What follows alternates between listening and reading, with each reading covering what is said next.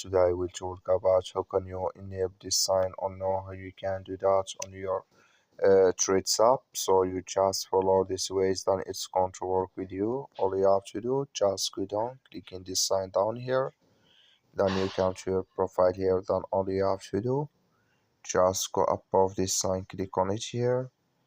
So then it's going to take you to this list here. Then you click here on notifications.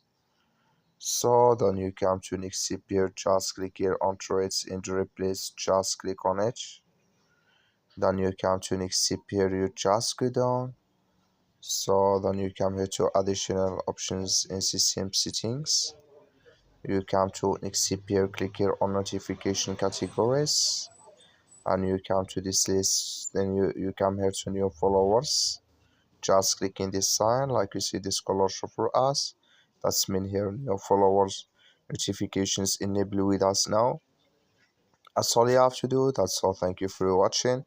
Don't forget to support us by liking, subscribe.